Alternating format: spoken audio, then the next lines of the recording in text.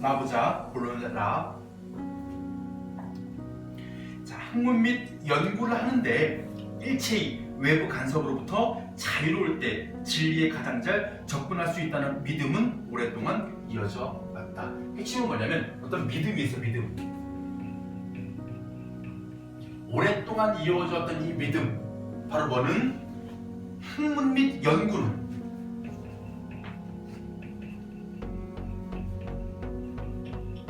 뭐 할 때? 일체의 외부 간섭으로부터 자유로울 때, 즉 외부 간섭이 없을 때 어떻게 되어갔다? 진리에 가장 잘 접근할 수 있다. 이 말은 뭐야? 바로 학문 및 연구, 특히 연구가 지금 과학 연구 분야를 얘기하고 있는 거잖아. 이것은 뭐 할 때? 외부 간섭이 없을 때, 즉 자유로울 때 우리가 궁극으로 원하고 있는 가장 궁극적인 도달, 진리에 가장 도달할 수 있다는 점. 그럼 뭐 하고 있는 거야? 어떤 자유 입장에 대해서 찬성하고 있는 과거의 믿음에 대한 이야기를 하고 있는 것이지. 그래서 이 믿음 오랫동안 이어져 왔고 20세기 중반에 이르기까지 과학자 공동체는 이 자율성을 바탕으로 운영되어 왔다. 과학자들이 연구의 자유를 만끽할 수 있어야 뭐 할 수 있기 때문에 과학의 진보가 이루어질 수 있다는 것이 강력하게 유지되었다. 그래서 과학은 그 성격상 사회로부터 분리된 특수한 영역이다. 자, 보자. 그래서 찬성할 입장이 나오고 있어. 그 중에 뭐가 나오는가 일단은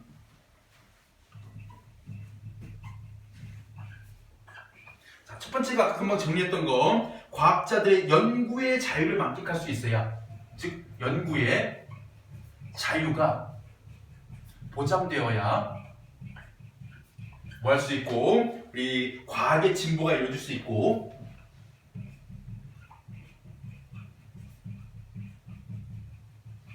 또 과학은 성격상 사회로부터 분리된 특수한 영역이다.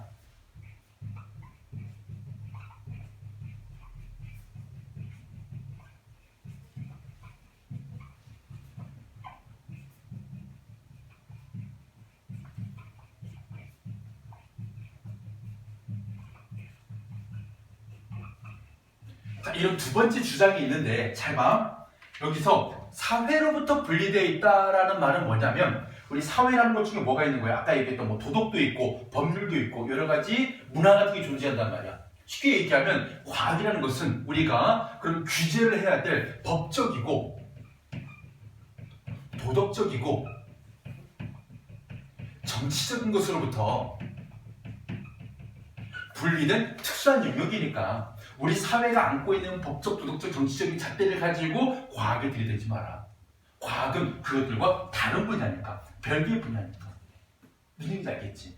그래서 과학은 특수한 영역이기 때문에 뭘 가져야 된다? 이런 것들과 상관없는 자율성을 보장받아야 된다는 주장. 계속 나아가서 이게 추가 설명이 되고 있어. 객관적인 진리 탐구를 주된 활동으로 삼기 때문에 사회와는 무관하고 사회의 통제에서 벗어나는 것이 바람직하다는 것이 과학자 공동체의 전통적 믿음이었다. 뭐 해야 되는 이야기야? 바로 과학 연구에 자유가 주어져야 된다라는 입장에 설명되는 것이지. 자, 핵심 논리 볼게요. 우리 인간복지 실험의 예를 들어가지고 인간복지 실험이 찬성하는 입장 허용해야 한다, 반대하는 입장 강력하게 규제해야 된다 해가지고 그 어디까지 규제하고 찬성하는지 바로 그 범위가 바로 뭐야? 이면에 자리한 쟁점이 되고 있는 거야. 어디까지? 그 밑에 나와있지. 이면에 자리한 쟁점에 과학자 연구의 자유를 어디까지 허용해야 하느냐? 그 어디까지가 바로 범위를 얘기하는 거야.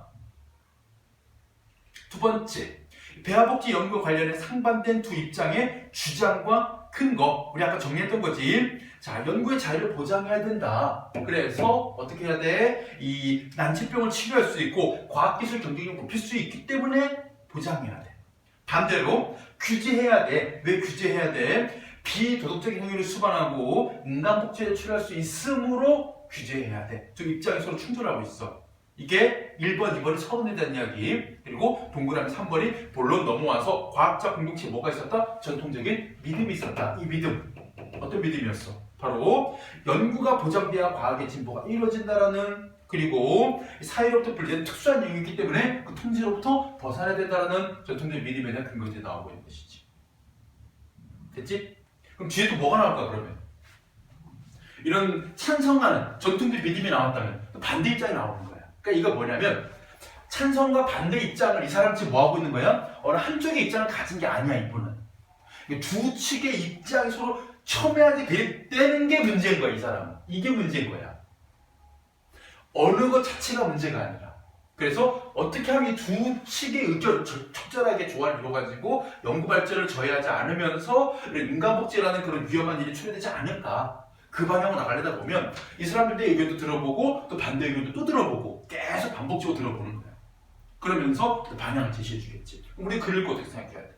만약에 자기가 찬성하는 입장이었다면 반대 입장도 고려해 줄 수 있게 되었고 또는 반대하는 입장이었다면 찬성의 입장도 이런 생각이 있었구나라고 서로가 서로의 입장을 이해해 줄 수 있는 그런 관계로 나아가는 쪽으로 지금 이렇게 방향을 잡아간단 말이야. 그래서 다 제시해, 균형 있게. 알겠지? 우리 뭐 그런 거 있잖아. 나중에 어른 돼서 생각하기도 되게 쉽지 않은데 해야 되는 거 중 하나 뭐냐면 아들이 뛰어와. 아빠 왜? 누나가 때렸어. 진짜? 니로 와. 너 왜 동생 때려? 어떨 것 같아? 니가 만약 그 누나라면. 아빠가 동생 말 듣고 바로 날 불러서 바로 혼냈어. 어떡할 것 같아? 니가? 이건 아니잖아 솔직히. 아니야? 맞을 거야? 아니지 이거는. 그치? 왜 이렇게 공감이 안 돼? 남동생이 없어서? 응? 크게 얘기해. 뭐? 제 오빠한테 그래가지고. 반대 입장이어가지고 오빠가 나 괴롭혀. 맨날 오빠 억울한 게 맞고 그치? 그런 일 생겨? 그러니까 곰곰이 생각해보니까 이거야. 많은 일들이 벌어지는 것 중에 하나가 뭐냐면 딸을 혼내놓고 나서 애가 막 울어. 근데 왜 울어? 그쪽 혼나고 우냐? 아니 너무 억울해서 운다는 거야. 왜 울어? 실은 자기가 뭐 하고 있는데 얘가 먼저 건드렸다는 거야 자기를. 그래서 너무 그 애가 방해하는 게 심하니까 한 번 이렇게 딱 밀쳤는데 그거 갖고 쪼르르 고자질했다는 거야. 내가 한쪽 얘기만 듣고 섣불리 판단했구나. 어떻게 했어야 되는데 일단은 부른 다음에 너 와봐. 그 다음에 너가 얘기해봐. 너 어떻게 된 일이야? 얘가 먼저 이렇게 해가지고 이렇게 됐어 하는 동안 나는 어떻게 되냐면 평정심을 갖게 되잖아. 객관적이게 돼. 왜냐면 우리 그런 거 있잖아. 내 애들이잖아. 그럼 애가 막 맞았다 그러는데 그게 심지어 힘들끼리든 간에 근데 당연히 화가 먼저 나. 그럼 화가 난 상태에서 일처럼 어떻게 돼? 감정적으로 대응하게 돼. 그치? 야, 너 심한 말 하게 돼. 막 혼내게 되고 막 벌써 손들어 11시 막 이렇게 막 시키게 되다 보면 애들에게 좋은 훈육이 안 되잖아. 근데 이걸 들어보는 거야. 어떻게 된 거야? 아니 내가 뭐 하고 있었거든? 근데 내가 이걸 하고 있는데 내가 자꾸 방해하는 거야? 근데 가라고 했는데 안 간 거야? 그래? 그래서 내가 어쩔 수 없이 화가 나서 밀었어. 근데 아빠한테 가서 고자질을 한 거야. 아 그랬구나. 그럼 내가 어떻게 돼? 이렇게 안 되잖아. 이미 나는 평정심을 찾았기 때문에. 너 누나한테 사과해 먼저. 시작을 얘가 먼저 했잖아. 사과를 해. 그러면 또 동생한테 또 사과해. 밀었잖아. 그래서 서로 화해를 시키는 방면으로 나갈 수 있었거든. 앞으로는 그러지 말자. 앞으로는 좀 더 사이좋게 지내자. 만약에 이분이 어느 한쪽으로 쏠려 있다고 치면 어떻게 되는 거야? 찬성 얘기만 계속 하는 거야. 그치? 과학이 얼마나 중요한데 니네가 지금 생활하고 있는데 과학을 뺐다. 그럼 니네 살아갈 수 있을 것 같아? 원신으로 들어가지? 뭐 이런 입장만 나온다고 해보자. 니네가 지금 얼마나 건강한 이유 중 하나가 뭔지 알아? 니네가 받은 예방접종 그 무슨 어떤 그 분야가 발전해서 니네가 예방접종을 맞아가지고 수많은 질병을 대처한 건데 과학이잖아. 이렇게 해버리면 쏠릴 수밖에 없단 말이야 사람들. 그치? 그래서 편협된 시각을 가질 수밖에 없대. 그럼 우리 사회 문제 해결 못해. 그래서 다른 쪽 얘기도 들어보는 거야. 비교적 균형 있게. 이게 이런 사람들이 해줄 일이야. 우리에게. 결론을 본인이 내린다 치더라도. 이렇게 다양하게 균형 있게 제시해주는 거. 그럼 우리는 뭐 하게 되는 거야? 정말 객관적인 검증이 가능하고 정말 올바른 판단이 가능해. 이게 다 들어갔기 때문에. 그치? 앞으로 글을 읽을 때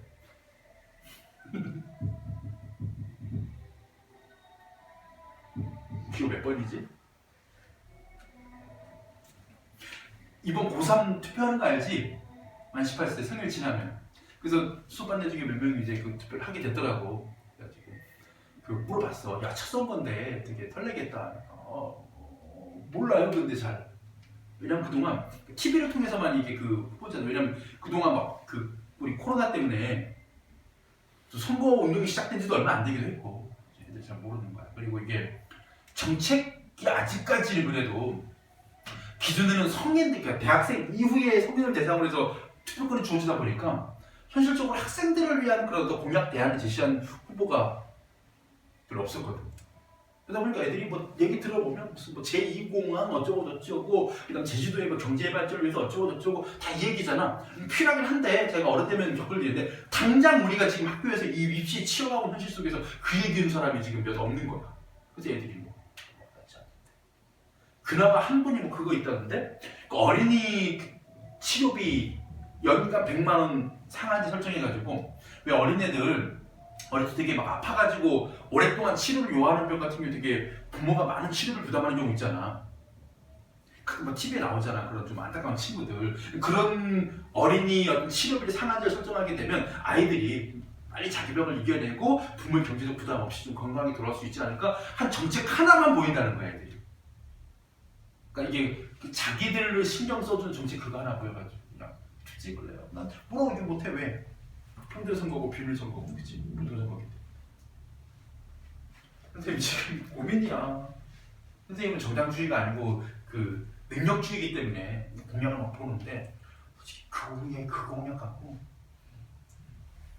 제2공항 문제도 그렇고 4.3 문제도 그렇고 그 공약 같아가지고 이 후보는 진짜 내가 한번 믿어볼 만하다. 없어.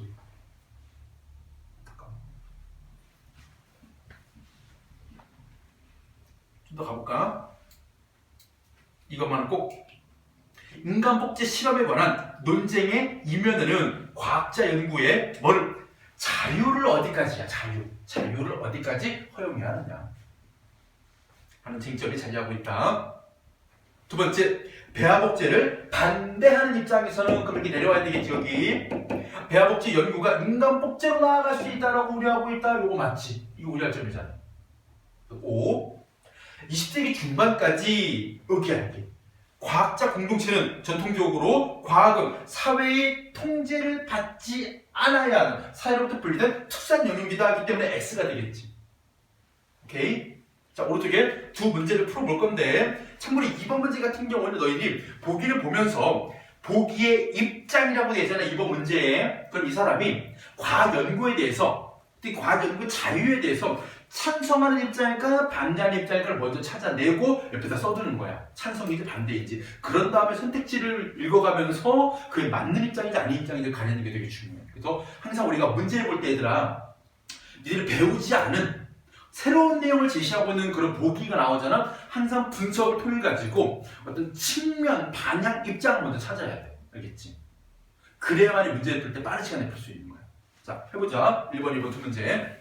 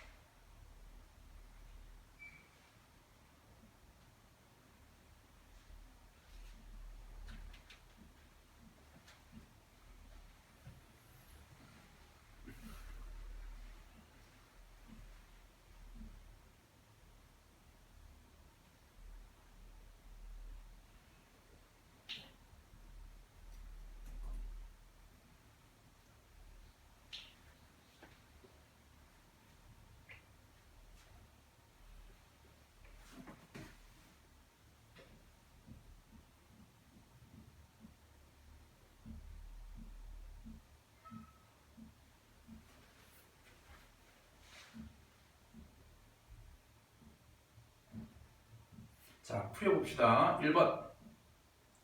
가부터 라까지, 서론하고 본론 첫 번째 단락까지 내용과 일치하지 않는 것. 자, 이런 문제 풀 때 우리가 중요한 게 뭐냐면 그 밑에 선택지 있지, 오른쪽에. 선택지들의 키워드 있잖아. 이게 어디서 언급되고 있는 키워드였는지, 그러니까 그 출제 요소라고 불러 우리가. 예를 들어 가지고 뭐 유전자 복제 기술 하게 되면 유전자 복제 기술이 어디서 떨어졌었지? 서론의 가쪽에서 봤던 것 같은데 뭐 이런 식으로 그 위치를 우리가 빨리빨리 찾아가는 게 되게 중요해. 자, 일단 읽어보자. 유전자 복제 기술로 이루어진 동물 복제는 인간 질병 치료의 가능성을 열고 있다. 아까 긍정적 측면에 대한 얘기가 앞에 있었잖아. 그래서 이런 것들. 그리고 동물 복제 실험과 실의 확산은 어디에서 나오고 있는 거야? 이런 것들. 실의 확산. 걷잡을 수 있는 파죽 주세요. 인간 복제 실험에 관한 논쟁이 일어나는 배경이 되었다. 이런 논쟁이 배경이 되었다. 또 많은 설명이 되지. 3번. 과학자 공동체 전통적에도 여기서 봤었구나. 그치? 빨리 찾았어. 뭐야? 학문형과 자유롭게 이루어질 때 결과적 진리에 도달할 수 있어? 나 여기 있었잖아. 그치? 그리고 생명과학이나 생명과학 연구자들의 상당수는 뭐야? 어디 갔니? 이 사람들이지. 과학자들.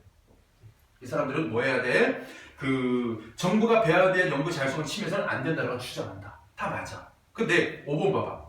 배아복지 연구를 반대하는 입장이야. 이 사람들은 과학 연구를 규제해야 과학계의 경쟁력이 높아질 수 있다. 참고로 과학계의 경쟁력은 찬성하는 입장의 근거이고, 이걸 모르더라도 얘들아 말이 안 되는 게 뭐냐면, 예를 들어 학교에서 교장 선생님이 학생들의 체력 증진을 위해서 운동을 금지합니다. 말이 돼? 과학연구의 과학기술 경쟁력 발전을 위해서 과학연구 자료를 규제합니다. 똑같은 논리잖아. 논리적으로도 말이 안 되고 반대 입장의 근거였고, 그치? 그래서 답이 5번이지. 2번 보자. 자, 보기가 인간에 대한 생명과학 연구에는 도덕성에 문제가 있다. 복지 도덕성 문제가 있다. 벌써 키워드가 딱 튀어나왔잖아. 문제. 그리고 세 번째 줄 볼게. 만일 인간 배아가 장기 생산을 목적으로 한 연구에 사용된다면 인간 배아의 지위는 하나의 상품과 같은 것으로 변하는 것이 아닐까? 우리 이때 변하다는 걸 뭐 전락하는 것이 아닐까? 바꿀 수 있는 뭐야? 문제를 제기하고 있잖아. 그럼 뭐야? 이 사람은 과학 연구에 대해서 부정적이다? 반대하는 입장이다. 그러면 부정적이고 반대하는 입장의 거 어디에? 2번에 제한이란 말이 있잖아. 제한이 필요하다는 입장이겠고. 규제에 다른 말이 제한이잖아. 그치? 그러면 2번에 2번이 돼야 돼.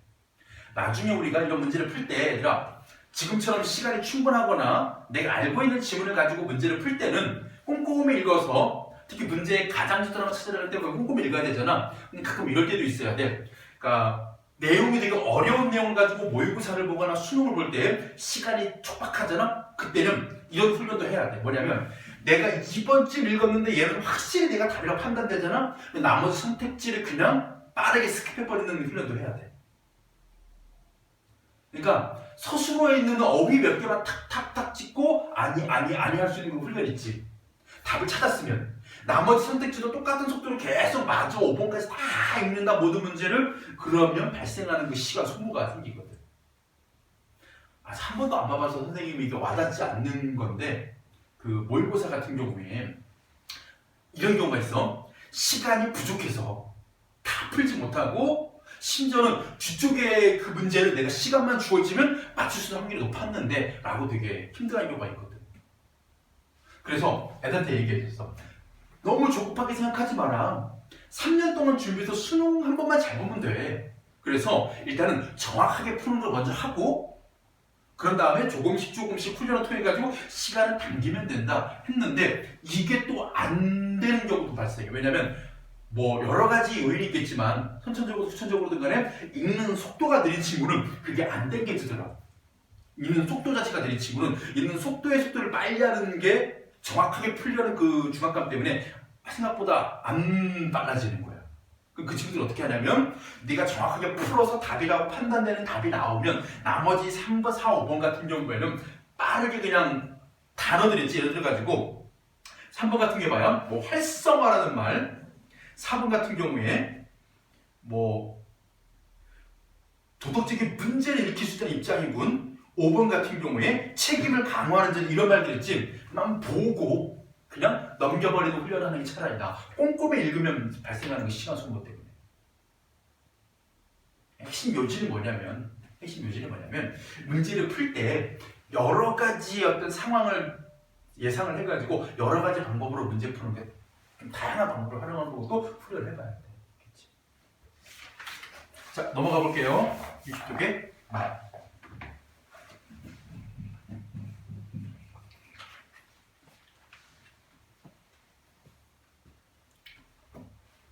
자, 과학자 공동체의 자율성에 대한 인식이 확산되고 제2차 세계대전을 거치면서 과학과 사회 사이의 일종의 사회계약이 맺어진다. 잘 보세요. 여기서 이런 게 나와. 잘 봐. 처음에 과학자 공동체의 자율성에 대한 인식.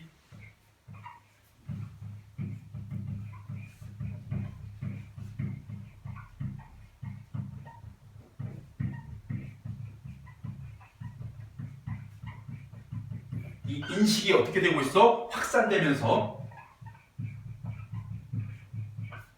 여기에 제2차 세계대전을 거쳤어.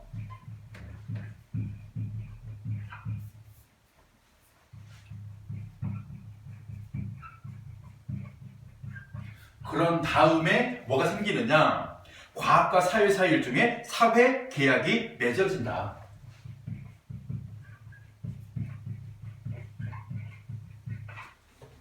뭐냐면 이런 사회 계약이 맺어지게 된 배경이 앞에 주게 제시된 거야. 그래서 확산으로 인해 또 하나 제2차 세계대전이라는 전쟁으로 인해서 뭐하게 되었다? 사회 계약이 맺어지게 되었다라는 배경과 결과. 또 이렇게 볼 수도 있어. 원인과 결과로 볼 수 있는 거야. 확산됨에 따라서 전쟁을 맞이하게 됨에 따라서 뭐하게 되었다? 사회 계약이 맺어지게 되었다. 이 그릇, 인과관계가 중요하게 지금 작용하고 있는 거야. 어떤 계약이냐면 이 계약이 국가는 과학이 사회의 기관이었던 농업, 의료 및 군사 부문의 성장, 즉 전반적으로 공공이익의 극대화에 기여할 것을 기대해서 과학을 지원해주고 과학자 공동체의 자율성을 존중하는 정책을 취하기로 한다. 이것이 바로 과학과 사회 사이의 뭐다? 제1차 사회 계약이다. 그래서 제1차 사회 계약 핵심 내용 당연히 물어보겠지. 첫 번째, 뭐 해야 돼? 과학의 역할이야. 과학은 뭐 해주면? 바로 공공의 이익의 극대화에 기여해주면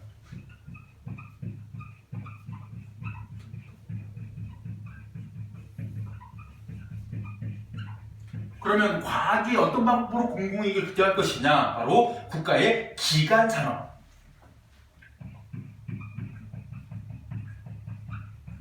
그러니까 국가의 어떤 경제적 기초가 되는 산업들이 있어. 농업이나 의료 또는 뭐 군사 분야 이런 부분에 뭐 하는 거야? 극대화에 기여해 준다면. 그러니까 좀 더 농업 발전할 수 있게, 좀 더 의료 발전할 수 있게, 심지어는 무기가 좀 더 발전될 수 있게 과학이 국가를 도와만 준다면 뭐 하겠다?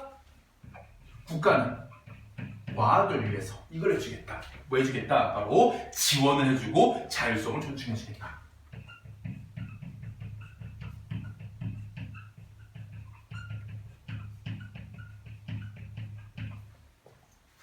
내 연구비 지원해줄게. 그리고 니네가 어떤 연구를 하든 간에 우리가 자율성을 인정해줄게. 그러니까 바로 뭐였어? 제1차 사회계약이었어. 그러면 여기서 잘 봐봐 얘들아. 제1차 사회계약의 결과 어떤 일이 벌어졌을까? 어떤 일? 국가의 기관사를 발전하겠지. 무기도 발달하고 의료도 발달하고 농업도 발달하고. 그런데 그런 과학에 대해 가지고 멀쩡했기 때문에 자율성을 존중해줬기 때문에 이로 인해 가지고 뭐 하게 되는 거야? 과학 연구의 자유가 증대되는 결과가 나오는 거야.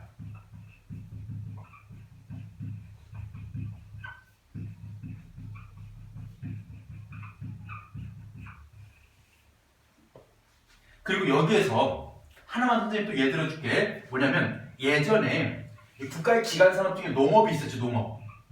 요거는 따로 적어둬야 돼.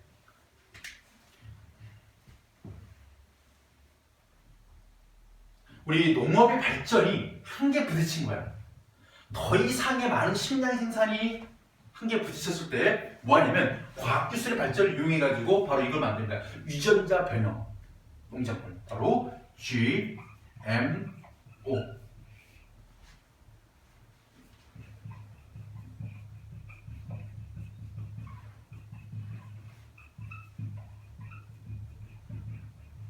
유전자 변형 정식. 여기서는 식물이지 작물. 너 개발해낸 거야. 그리고 이를 통해 가지고 뭐 한 거야? 어마어마한 식량 생산을 이루어내게 된 거야. 그래서 미국 같은 경우는 뭐 하는 거야? 어마어마하게 많은 식량들 전부 다 GMO 방식으로 생산을 해. 그래서 극비 수출을 하고. 그래서 미국의 농업이 발달하게 되고. 이게 하나의 그 결과물인 거야. GMO. 그렇지? 참고로 GMO의 첫 발견이 이거였어. 무르지 않는 토마토. 토마토가 그 채소잖아. 토마토를 사서 와 빨간 토마토 맛있겠다 해서 샀는데 첫날 하나 먹었어. 다음날 까먹은 거야. 그래서 그 다음날 토마토를 먹어봤더니 토마토가 막 물렁물렁해져가지고 얘가 막 곰팡이 핀 거야. 어이씨 이거 이틀밖에 못 먹는구나. 그래서 그 다음 토마토를 잘 안 사게 돼. 그런데 어떤 회사에서 토마토에 유전자에다가 토마토 유전자를 떼내가지고 여기다가 뭐냐면 물렁물렁해지지 않는 유전자를 집어넣은 거야. 토마토에다가. 그래서 토마토 유전자를 변형해가지고 뭐 했냐면 물렁물렁해지지 않고 상온에서 뭐 한 2주 가까이 버티는 토마토를 개발해낸 거야. 이게 촉매가 돼가지고 또 어떤 회사에서는 감자를 만드는데 그 감자 종자에 아예 애미 그 뭐라고 표현해야 되냐면 어떤 농약에도 그 죽지 않는 감자를 만들어. 그런 다음에 풀들은 다 죽여버리는 또 제초제를 같이 개발해 세트로 팔아. 그래서 따로 풀을 제초 작업을 할 필요 없이 그냥 그 감자 씨앗 뿌리고 제초제랑 무한감대로 뿌리는 거야. 그러면 감자만 살아남고 나머지 풀들 다 죽어. 그래서 감자 수확량을 늘리는 방법. 옥수수 같은 경우 되게 많이 달리게끔. 심지어 뭐 그런 것도 있잖아. 우리가 포메이토라고 해가지고 밑에는 감자가 땅속에서 열리고 위에는 토마토가 열리는 그런 것이 많이 만들어낸단 말이야. 그 중에 가장 많은 비중을 차지하는 게 일단 카놀라, 유채, 그리고 옥수수, 콩 이런 것들이 대표적인 유전자 변형 식품이거든. GMO 식품이거든. 미국이 전 세계에서 대표적인 수출 국가야. 그럼 이런 콩, 밀, 옥수수 전 세계에서 이걸 또 되게 많이 수입하는 나라도 어딜까? GMO 수입 1위, 1, 2위를 다투고 있는 나라. 우리나라입니다. 우리나라에서 미국에서 생산하는 GMO 그런 식물들을, 농작물을 많이 수입을 합니다. 어마어마한 양을 수입해요, 우리나라가. 아마 세계의 1위 수입국으로 알고 있습니다.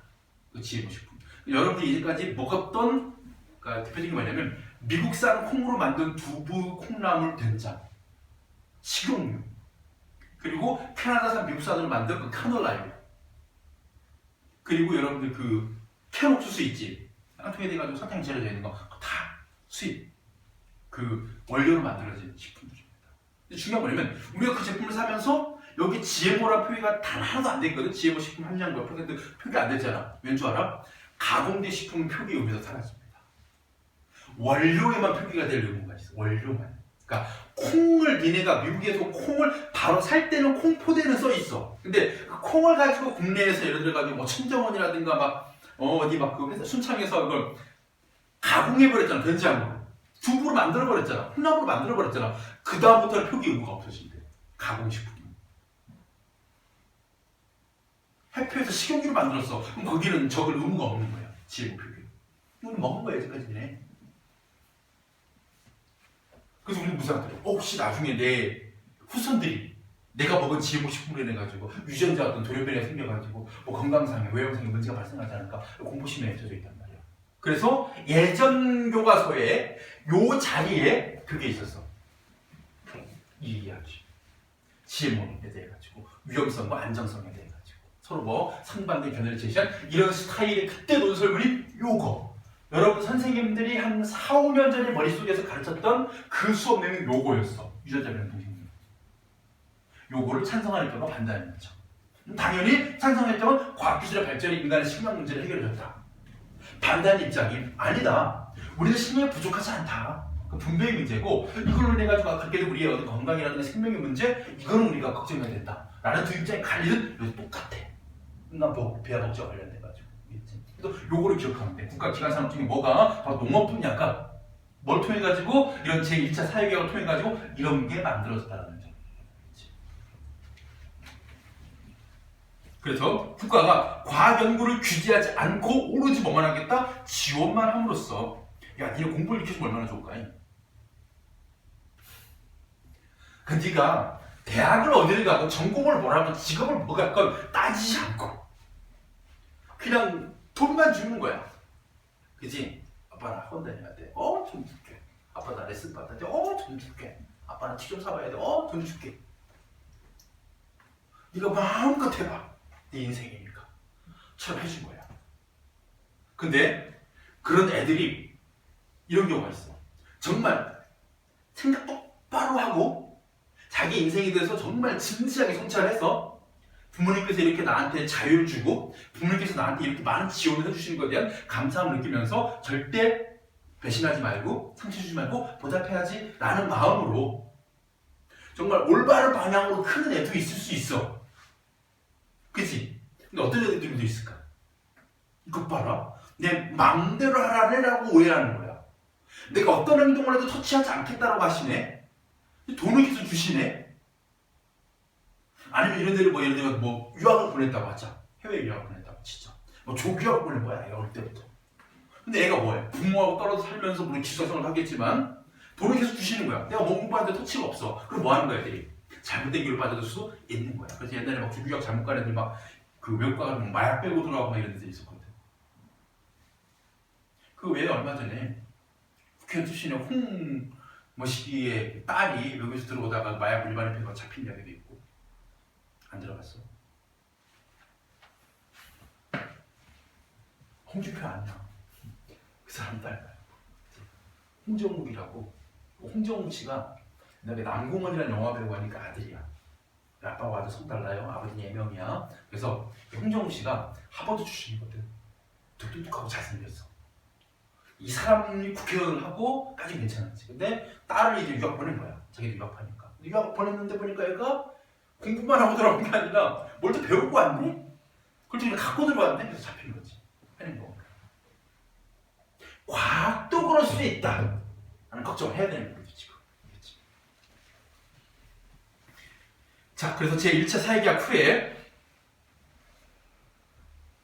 이 사회계약에 따라서 전후, 이거 조심해야 돼. 앞뒤가 아니야.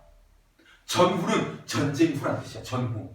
세계 2차 대전 이후의 전후야. 이것을 가지고 앞뒤 미국의 과학자 공동체는 이렇게 예전에 오해한 친구가 있었어. 전후는 뭐다? 전쟁 직후. 미국의 과학자 공동체는 국립과학재단, 국립보건연구원 등의 정부 기관을 통해서 뭐 했어? 엄청난 규모의 연구비를 지원받게 됩니다. 그리고 이것이 미국만이 아니라 다른 서구 선진국에서도 거의 보편적으로 나타난 현상입니다. 뭐가 선진국이니? 이런 게. 기준이 참 크지. 선진국의 기준을 뭐로 봅니까 보통? 소득이지, 소득. 그러니까 어떤 소득? 국민 총소득 이런 거. GNP, GDP 이런 거 있잖아. 경제적인 것만 가지고 뭘 선진국이라고 하는 게 아니다. 기준이 하나잖아. 그것도 이 때문에 되게 니들은 재미없어요. 중산층 이 기준. 나는 그래도 중산층이라고 생각한다. 한국 사회 기준이 뭔 줄 알아? 시세가 한 몇억 정도 되는 자기 아파트를 소유하고 있고 100이랑 2000cc 차가 있고 그다음에 월 수입이 몇백만 원 정도 되고 이런 것들이 있잖아. 이게 중산층 기준입니다.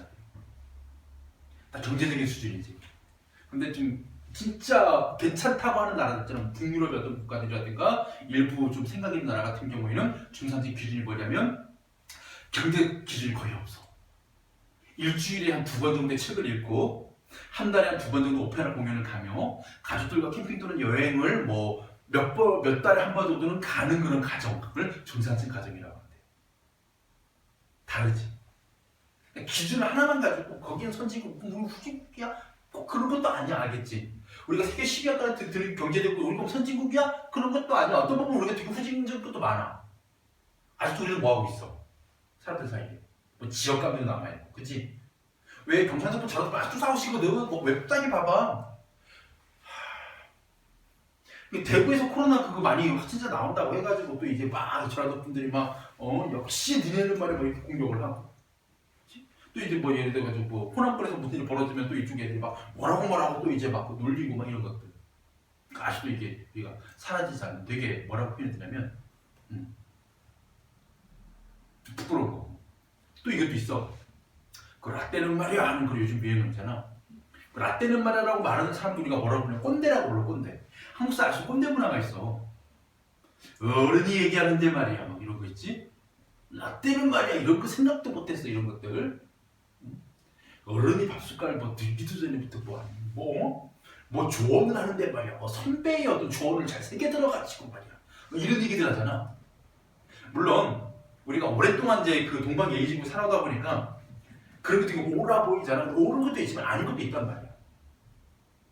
가끔마다 이런 것도 있잖아. 새로운 이 시대에 걸맞는 건 젊은 사람들 톡톡 튀는 아이디어 그들의 어떤 필요거든. 경청을 해줘야 되는데, 야 일단 내가 먼저 얘기할게. 나 때는 말이야 이랬거든. 너네는 지금 안 그러고 있으니까 일단은 내 말 좀 먼저 들어야 돼. 이런 식으로 가다 보면 사회가 정체된다. TV에 나온 꼰대 테스트가 있었어. 선생님이 그 10문제를 풀어봤어. 나 완전 꼰대네.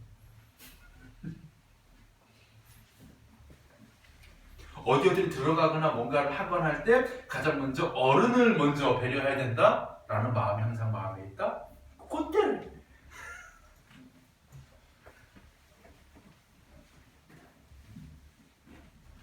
봐.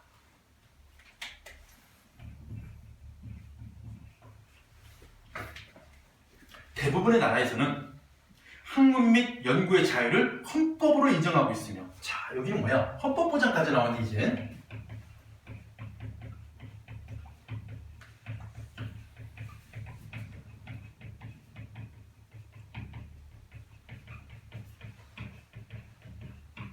대부분의 나라에서 뭐를 바로 이랬던 그 학문 및 연구의 자유를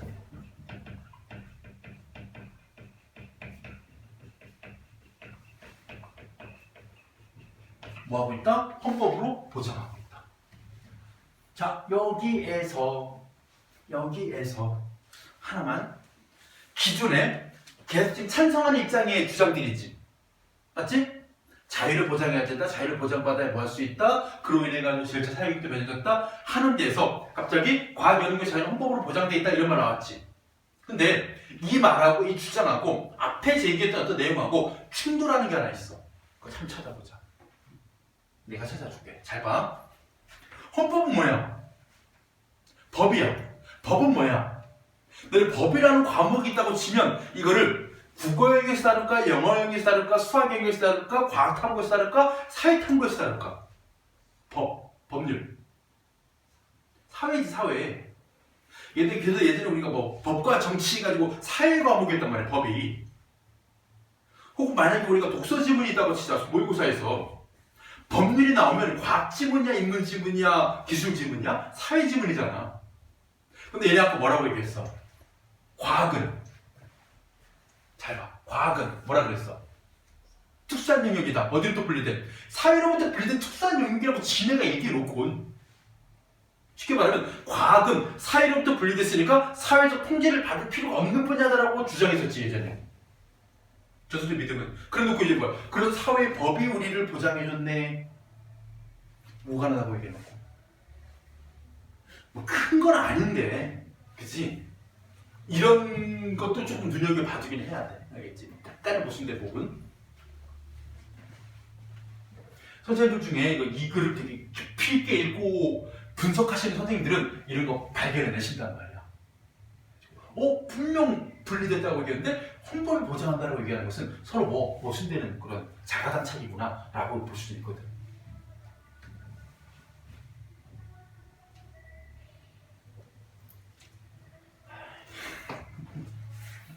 그에 따라 기본적으로 학문 및 연구의 자유에 대한 외부적 규제를 적절하지 않은 것으로 보고 있다. 우리나라도 마찬가지예요. 헌법을 보장하는 나라, 대부분의 나라뿐만이 아니라 우리나라도 마찬가지.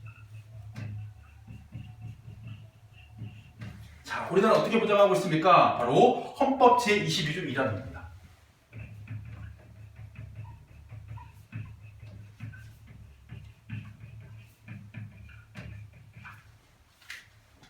모든 국민은 학문과 예술의 자유를 가진다.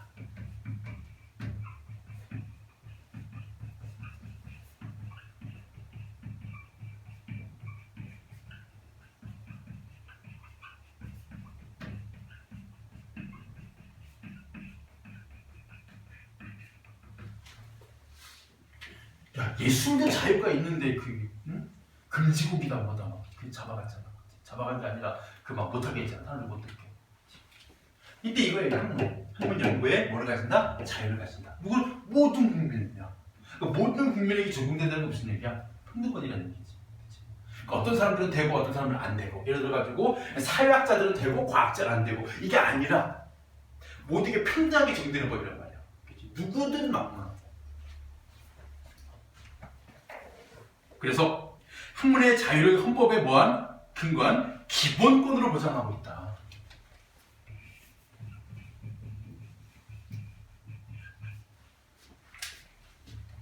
여기서 학문의 자유에는 연구 대상을 선정하고 연구 방법을 결정하고 어떤 연구 내용을 갖고 어떤 연구 시기를 가지며 연구 장소 결정에 관련된 연구의 자유를 모두 포괄하는 범주이다. 그래서 학문의 자유에 대한 이 헌법 조항은 학문 활동이 국가 권력으로부터 자유로운 영역임을 의미한다.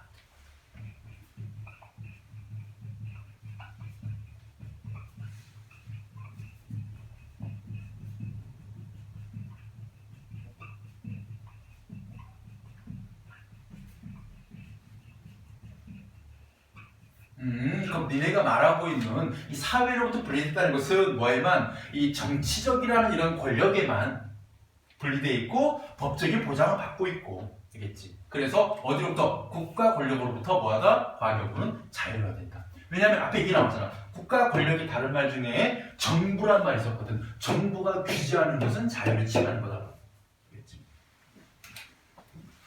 왜냐하면 학문활동이란 기본적으로 인간 정신의 자유로운 추구를 기반으로 하므로 학문을 수행하는 개인의 인격적이고 자율적인 책임을 핵심으로 하기 때문이다. 4. 여기까지 보장해야 된다. 찬성해야 된다. 라는 라마바의 얘기였다면 자, 그 다음에 이제 우리 어디서부터 4번부터는 이제까지 내용하고 성격이 좀 달라져. 그래서 우리가 나중에 우리가 글 다시 볼 때 좀 편한 방법 중 하나가 뭐냐면 여기도 찬, 여기도 찬, 여기도 찬. 쉽게 말하면 자유 얘기를 하면 여기서부터는 뭐야? 반대 이야기. 규제해야 된다 이야기. 그래서 세 단락에 걸쳐서 내용을 제시하고 그 다음 내용. 그렇다면 과학 연구의 자유는 무제한으로 보장되어야 하는 것인가? 이때 무제한이라는 얘기가 무슨 얘기야? 제한이 없는. 쉽게 말하면 범위가, 그치? 그러니까 아예 범위 설정을 안 하고 무조건적인 보장을 의미하는 무제한 보장. 되어야 하는 것인가? 이 질문을 던진 거야. 왜냐하면 아니라는 말을 하기 위해서. 혹여 과학 연구로 말미암아 전혀 없던 위험한 상황이 발생한다고 해도 과학의 진보를 위해서 그 연구를 허용해야 하는가 해가지고 뭐야? 질문.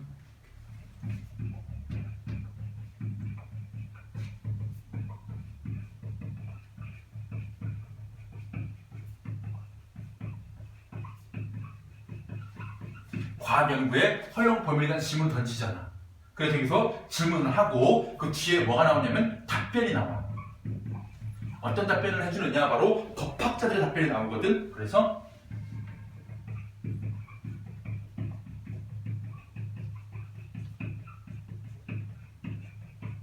여기에서 글쓴이는 뭐하고 있는 거야? 질문을 던지고 그에 대한 답변을 제시해주는 방식, 바로 문답법을 통해서 내용을 제시하고 있습니다. 뭐에 대해 가지고 과학 연구의 자유에 대해 가지고 뭐 해야 된다? 무제한적 보장을 해줄 수 없다라는 반대 의견을 얘기하기 위해서 문답법을 사용했다는 거. 자, 보자. 이런 질문들에 대해 현재 많은 법학자들은 이렇게 얘기한다. 연구의 자유는 민주사회에서 충분히 보장받아야 될 중요한 기본권이기는 하나,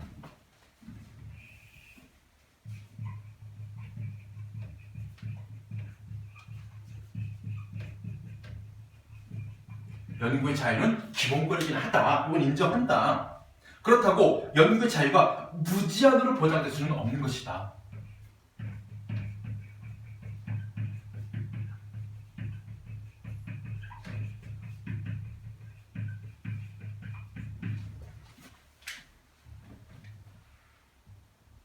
왜냐하면 그 연구의 자유라는 것이 다른 모든 가치들을 희생하면서까지 보장돼야 될 뭐가 되기 때문에 절대적 가치가 아니기 때문에. 첫 번째 이유, 보장될 수 없는 이유, 이 과학 연구의 자유는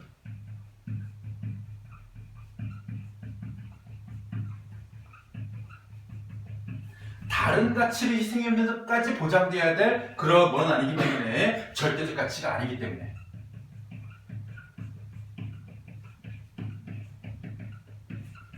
무슨 얘기냐면 얘들아 절대적인 게 뭐야? 그 무엇보다도 우선시돼야 되고 가장 중요하고 궁극적인 걸 절대적이라고 해. 그럼 상대적인 건 뭐야? 서로 균형 있고 서로 동등한 입장에서 예를 들어 우리 이런 게 있어. 문화를 절대주의적으로 보는 관점은 서양의 문화, 서구의 선진국의 문화가 좋은 문화이고 뭐 아시아라든가 아프리카 같은 거, 중동 같은 문화는 좀 나쁘된 문화다라고 보는 게 절대적 관점이야. 그렇지 않고 각 나라가 오랫동안 생활하면서 가져온 그 문화는 서로 동등하게 서로 존중받을 대상이라고 해서 상대주의라고 불러. 연구도 마찬가지야. 분야도 마찬가지야. 예를 들어가지고 이런 분들이 계셔.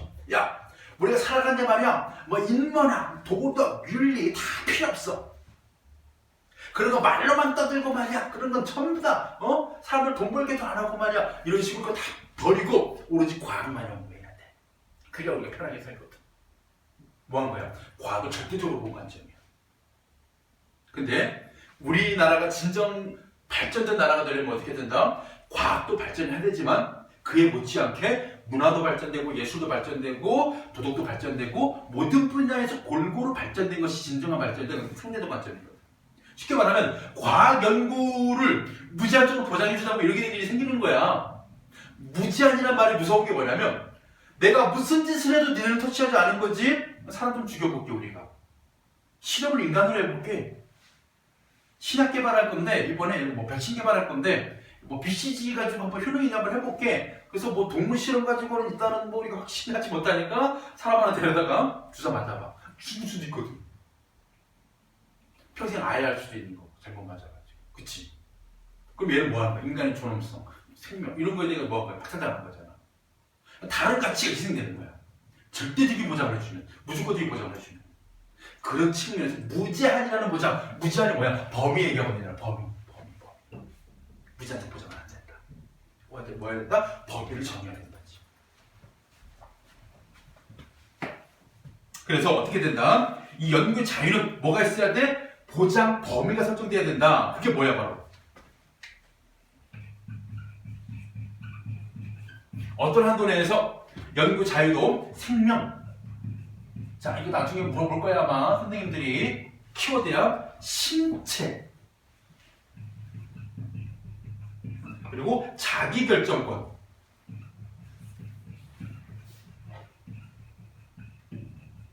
그리고 네 번째 인간의 존엄.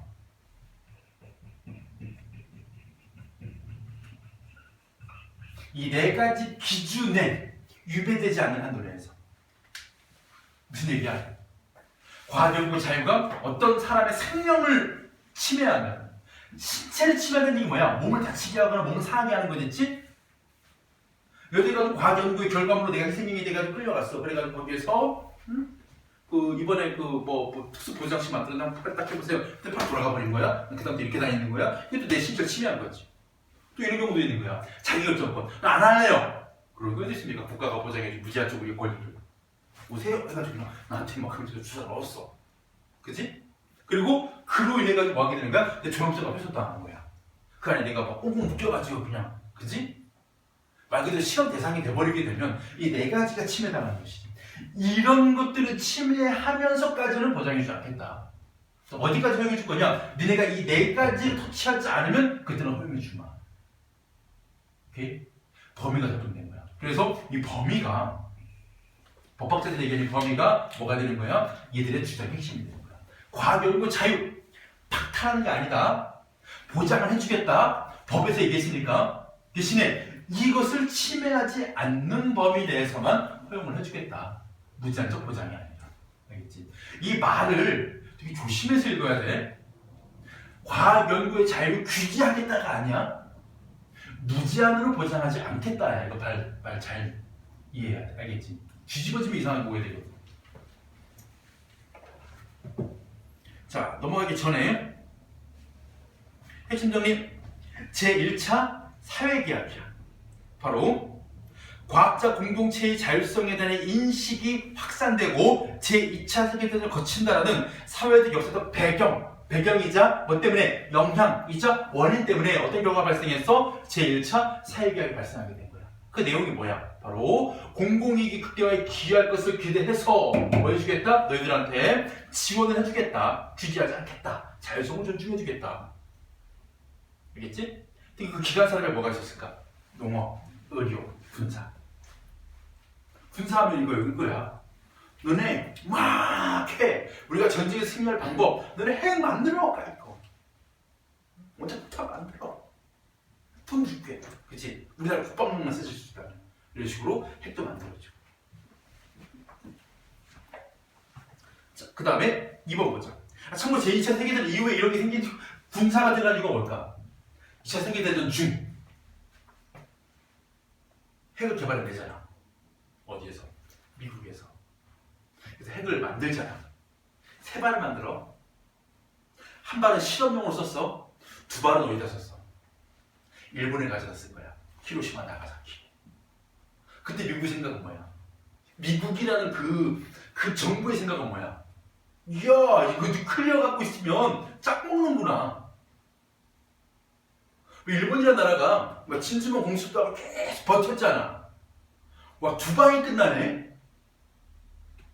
뿅 하니까 바로 그냥 일본 천황이나 항복하네?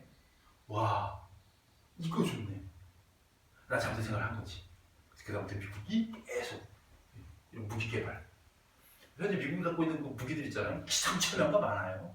뭐 자기장탄, 중성자탄 뭐 이런 거. 뭐냐면 빵 떨어지잖아. 빵 폭발하잖아. 얘가 사람만 죽이고 생명체만 죽이고 건물도 심지어는 이쑤시개 그대로 남겨놓고 생명체만 죽이는 탄도 있고, 뭐 중성자탄 같은 경우, 자기장탄 같은 경우는 빵 터지면 아무것도 안 부서지고 전기만 쫙 흡수해버리는 탄도 있어. 그래서 우리가 뭐 중동 사막 지역에 막 그런 데들 있잖아요. 옛날에 막 탈레반 이런 데들 그러니까 지하에 뻥커 파놓고 막 거기서 막 그 비밀리에 활동하는 조직들이 있거든. 무장단체들. 요즘에 우리가 막 IS 이런 애들 있잖아. 그럼 그 애들이 지하에서 생활하기 위해서는 환풍시설도 해야 되고 전기시설도 있어야 되고 막 있어야 되잖아. 거기다 뽕 까는 거야, 탄하는. 그거 전기도 쫙 빨려가지고 애들이 암흑이고 숨도 못 쉬는 세상 만들어버린 그런 탄도 막 만들고. 심지어 백린탄이라고 이게 제일 무서운 건데, 백린탄이 뭐냐면 조명탄이 온다. 원래는 처음 목적이 타서 하늘에 팍 불꽃이 비가 와도 불꽃이 타. 그래서 신호를 하는 탄이야 원래. 그 백린탄이. 근데 그거를 인명살상용으로 쓰던 때가 있었어. 백린탄. 그래서 예전에 그 베트남전에 그거가 쓰였었거든, 백린탄이. 그래서 사람한테 그 백린탄 파편 맞잖아. 그러면 그 살이 물로도 불이 안 꺼져. 그래서 그 백린탄이 몸에 파편에 맞으면 살을 도려내야 되는 거야. 그런 무서운 탄인 거예요. 그거 다 그쪽에 개발한 거예요. 그러니까 이런 무기가 계속해서 개발돼요. GMO도 막 만들었죠. 그렇지? 의료 발달된 건 조금 반갑긴 하지만, 그렇지? 자, 헌법 제22조 1항의 내용입니다. 우리나라 거지. 모든 국민은 학문과 예술의 자유를 가진다. 그래서 학문이나 연구활동은 국가 권력으로부터 자유로운 영역이다. 뭐 해주고 있는 거야? 과학 연구의 자유를 뒷받침하고 있는 헌법 조항이 되는 이야기. 마지막, 법학자들의 견해는 이제와 상반되는 내용이야. 어떤 견해야? 충분히 보장받아야 되는 기본권인 건 맞지만 무제한으로 보장될 수는 없다. 규제가 아니야. 무제한적 보장이 안 된다는 것이지 규제라고 오해하면 안 돼. 그래서 다른 모든 가치들이 희생하면서까지 보장돼야 될 절대적 가치가 아니고, 연구 자유에 뭐가 있어야 돼? 바로 이 범위, 한도가 있어야 돼. 바로 생명, 신체, 자기결정권, 인간의 존엄성에 위배되지 않는 한도 내에서만 보장할 수 있다라는 범위를 꼭 기억해야 되겠지. 자, 이것만 꼭 1번. 제1차 사회계약을 계기로 과학연구의 자율성이 과거에 비해서 축소가 됐겠니? 자율성이 증대됐다라고 결과 이거. 봐봐 얘들아, 친구들 여기 증대됐지. 자율성을 존중해 주니까. X. 2번에 모든 국민은 학문과 예술에 뭐를 가진다? 자유를 가진다. 자유를 가진다. 그래서 이 헌법 제22조 1항은 과학연구에 뭐를? 자유를 뒷받침한다. 법학자들은 연구의 자유를 충분히 보장받아야 되는 중요한 기본권으로 무제한으로 보장되어야가 아니라 보장되지는 않아야 된다. 이제 X가 되겠지? 자, 오른쪽에 세 문제 풀 건데 3번은 요거야, 요거. 다 써줘야 돼, 꼼꼼하게. 그래서 세 문제 풀어보고 요거까지 오늘 풀어보겠습니다.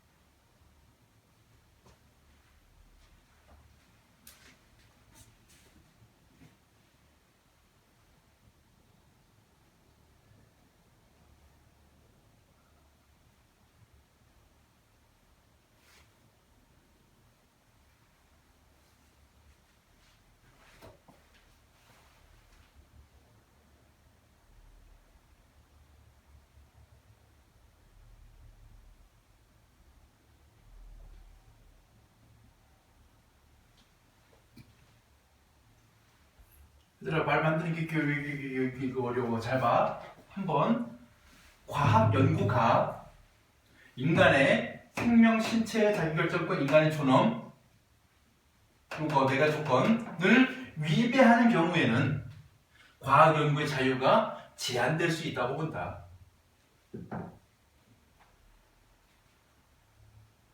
어떤 경우에 제한될 수 있다고 보는가? 이런 경우에 제한될 수 있다고 본다. 이 네 가지를 위배하는 경우, 문제를 활용해서 문장 만들면 돼.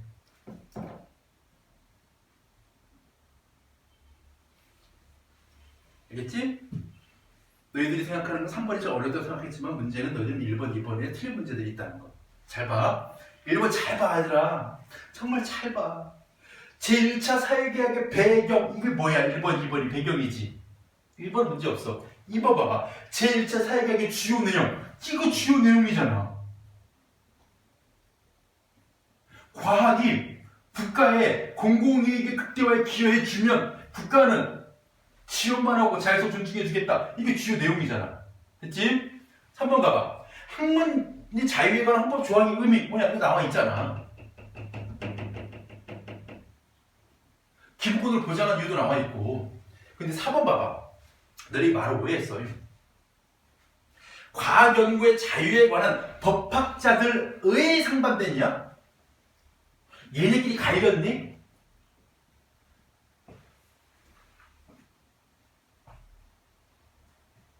4번이에요. 이 말은 그들끼리 서로, 그러니까 어떤 법학자들은 이렇게 주장하고 있고 어떤 법학자들은 이렇게 주장하고 있다가 법학자들의 상반된 입장이잖아. 아니지. 슥보고 법학자가 나오고 상반된 나오는 게 바로 답인 줄 알았지.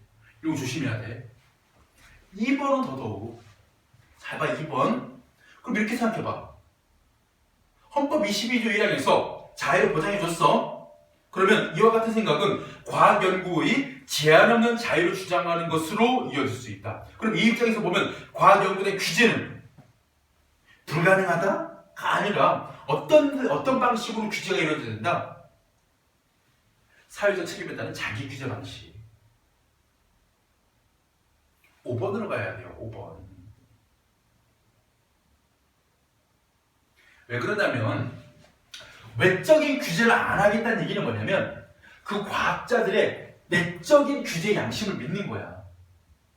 그걸 존중하니까 지금 잘 걸어준 거 아니야. 부모님이 너희들한테 너 인생에 대해서 네 마음대로 한번 계획하고 노력해봐. 부모님은 지원해줄게, 응원해주고. 그럼 그 자식을 믿고 있다는 얘기거든. 얘는 스스로 자기 통제할 수 있을 거야. 라는. 무슨 말인지 이해돼? 근데 부모님이 나를 믿어주지 않고 자꾸 내 인생에 대해서 계획을 하고 있다는 얘기는 나는 부모에게 신뢰가 없다는 얘기야 지금. 못 믿으니까. 여기서 뭐가 있어야 돼? 바로 연구를 수행하는 과학자 개인 윤리적 판단과 사회적 책임의식에 근거한 자기 규제 방식이 이루어진다는 게 바로 뭐냐? 규제를 하지 외적으로 하지 않겠다라는 그 근거가 되기 때문에 이번에 5번이라는 고난도 추론 문제지. 선생님이 그때 얘기해 준 거 내신 시험이 어려워지게 되면 많이 내는 문제가 이런 추론 문제야. 고난도 문제. 미로 짐작할 수 있는 문제. 이번 문제는 옆에 펼쳐두고 나중에 꼭 한번 다시 한번 검토해봐야 될 문제야. 자, 여기까지 하고 다음 시간에 마지막 페이지 마무리 짓고 이거 끝나게 되면 근데 그때 우리 일단은 문제를 한 번 다 줬지. 그거를 이제 풀이를 할게요. 그래서 다음 시간에 요거 뒷페이지 62쪽 거 보고 63쪽 거까지 다 확인한 다음에